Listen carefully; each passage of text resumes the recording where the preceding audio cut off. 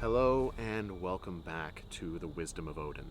Today we're going to talk about the undead within Nordic mythology. Now many of you may know them as Draugr, but when you start to do research into the subject matter, you find that Draugr is not a term that means what we believe it to mean in this modern age, because a Draugr just simply means an illusion. Whereas a Draugr in modern media, in games such as Skyrim or God of War, shows this scary undead-like creature. And so what we're going to be exploring today in this video is what the real undead, the real ghost stories of Norse mythology and within Viking Age history. And so there's lots of fun tales and spooky ghost stories to share with you today as we discuss Draugr, or the Nordic version of the undead.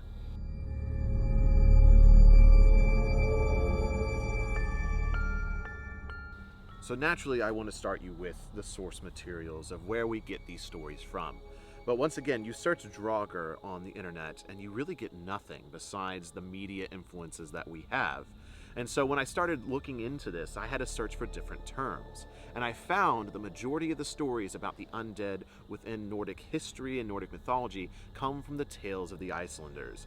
Now, luckily enough, there is a resource that you can use to look at all of these tales and their very long glory. And so I'll leave a link down below so you can check them out for yourself. But it took a long time to sift through all these because you can't even just search Draugr. Draugr is not a term that is really used when talking about the undead. Typically they use troll cursed or spirit, or someone who is just unrested, or someone that has just come back from the dead. And so what I'm really left with here is several stories that I want to share with you that'll give you a better rounded image of what the undead are like within history. Now, I do want to mention there are several stories within the Poetic and the Prose Edda that do feature an undead character being raised by one of the deities. In the Völuspá, you get Odin raising the dead seers to discuss the beginning and the end of time, and in Völuspá Unskama, you have Freya raising a dead witch to discuss prophecy as well, and even do battle with her. So raising the dead is not something that is uncommon within the Prose and Poetic Eddas. Now, in the real-world sense, we're talking about actual ghost stories. And so the first saga I actually want to read to you is the Eyrbyggja saga. And the reason I want to read it to you is because it discusses terminology and how the Nordic people of Iceland discuss the undead. After the death of Thorolf Halt-Foot, many folk deemed it worse to be abroad as soon as the sun was getting low. But as the summer wore, men were aware of this, that Thorolf lay not quiet, and men may not be at peace abroad after sunset. And this happened with all that those oxen which had been yoked to Thorolf were troll-ridden, and such cattle as came nigh to Thorolf's howe went mad and bellowed till they died. Now, like I said, the reason I wanted to read this story to you is because of that terminology. Someone who is not at rest, someone who is not at peace, something that is troll-ridden. And this also begins to discuss what the undead do in these stories. And so they're very traditional ghost stories. There's a haunt, but there is an aggression to them. And this story goes on to further talk about how they had to get rid of Thorolf and eventually move his body so to get rid of the curse. And this is a common theme we'll see throughout these tales. Now, I should also mention at this point that there are several stories that I will not talk about that include the undead, but many of them are very similar. So I wanted to choose stories that would give you a greater idea of what the undead are like within Nordic mythology. So the next section of a saga I want to share to you comes from Grettir's saga, which is very well known. And so in this saga, we're actually given the way to get rid of the undead and what to do with them once they're gone. And so this is a very interesting one because there's a very prolonged battle scene between the main character and the undead that has come back. And so after the tale, we're given the story of how the undead was dealt with. And so that is what I'm reading to you now. Thorolf praised God, therefore, and thanked Grettir well for that he had won this unclean spirit. Then they set to work and burned Glam to cold coals. Thereafter they gathered his ashes into the skin of a beast, and dug it down where sheep pastures were fewest, or the ways of men. They walked home thereafter, and by then it had got far towards day.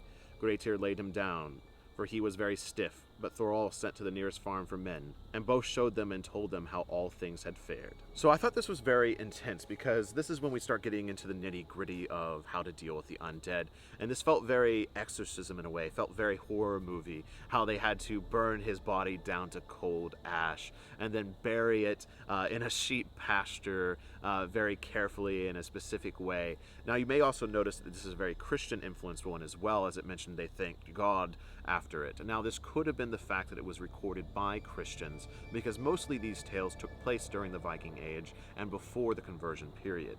Now, we see these tales go on very long after the conversion period as well. So ghost stories are not something that are just located within paganism. Obviously, within our modern world, we see ghost stories and undead stories. Our zombie obsession goes much further than just paganism. I just find it very interesting that these stories have lasted so long and go farther back into our pagan past. This next story I want to read to you comes from the Laxdæla Saga, and it's about a man, a very bad man, who decided to have himself buried under the threshold of his house so that he could torment his family, so much so that he was even killing people. And so I just thought this was a very interesting tale, as it was someone that decided to become the undead after life. Horap said, "I wish my grave to be dug in the doorway of my fire hall, and that I be put thereinto, standing there in the doorway. Then I shall be able to keep a more searching eye on my dwelling." After that, Horap died, and all was done as he said, for Vigdis did not dare do otherwise. And as evil as he had been to deal with in his life, just so he was by a great deal more when he was dead, for he walked a great deal after he was dead. People said that he killed most of his servants in his ghostly appearance.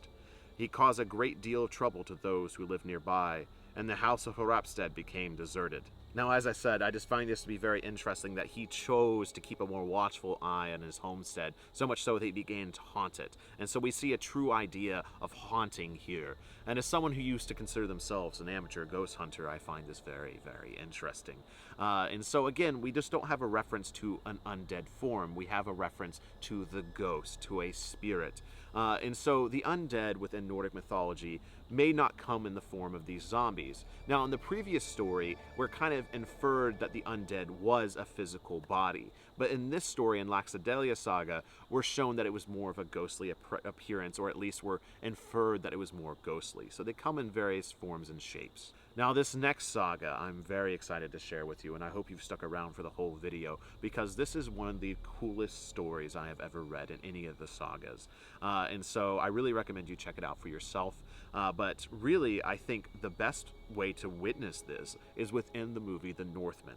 So the Draugr scene within The Northman is actually based on a real story from the Icelandic sagas. Now, of course, the character has changed and some of the details changed, but for the most part, the story is very similar, including the sword that is acquired, which is Tyrfing. This king had attained this sword from the dwarves. The sword was called Tyrfing, the keenest of all blades. Every time it was drawn, a light shone from it like a ray of sun. It could never be held unseated without being the death of a man. It always had to be sheathed with blood still warm upon it. There was no living thing, neither man nor beast, that could live to see another day if it was wounded by Tyrfing, whether the wound was big or little. Never had it failed in a stroke or had been stated before it plunged into the earth, and the man who bore it in battle would always be victorious if blows were struck with it. This sword is renowned in all ancient tales. Now, this sword eventually fell to a berserker named Angatyr, and Angatyr was buried in a barrow along with other berserkers and other men of his clan. And so this sword was entombed, much like the movie The Northman. But the hero that attained the sword and sought this sword was very different than the one we're shown within the story of the Northman. Hervor was a warrior woman, a shield maiden, that sought this sword to reclaim her inheritance, or at least to bestow honor upon herself, so she could maintain a place of power within her family. So she began her quest to seek Tyrfing, and brought many brave men with her. And upon finding the barrow where Angatyr and the other berserkers were buried, she sought after Angatyr by herself, and called out to him. Now Hervor saw that upon the island burned the fire of the barrows, and she went towards it without fear. Though all the mounds were on her path, she made her way into these fires that they were no more than mist, until she came to the barrow of the berserks. It is after she arrived at this barrow that she called Angatyr's name, and insulted him several times, saying she was worthy to bear Tyrfing. And then Angatyr rose from his grave and challenged Hervor in a match of wits and words. They did not fight, they did not draw a sword, they did not actually clash in any classical way. However, Hervor was named victorious, and Angatyr bestowed the sword upon her. And it is after this that Hervor realized that this was all a battle within her own mind, and that Angatyr never actually came out of the grave. And this is what we actually see within the Northman movie. Now, while this is very similar to the Northman movie, there is, of course, an epic battle within the Northman movie to get the sword that ends in also this being a battle of minds, whereas in the actual story, it's a battle of wits. But still, we see this idea of the battle of the minds, even when it comes to the undead. Upon receiving this sword, Hervor went down to her men who had all fled in fear from the Barrows, but she was victorious and had one of the greatest swords of all time. And so the reason I wanted to really tell you this tale in my own way is because this is how these stories should be told. I have read it, I have understood it to the best of my abilities, and now I have shared it with you. Because this is a very epic tale, a very cool tale, and one I wish we talked about more. We have a magical sword, we have a warrior woman, we have an ancient Barrow of a berserker that fought through the mind to give this sword. And this is the kind of story of the undead within Nordic mythology and within Viking Age history. And just who knows how many stories exist in the past of these epic conflicts, of these undead, of these spirits that just simply were not recorded.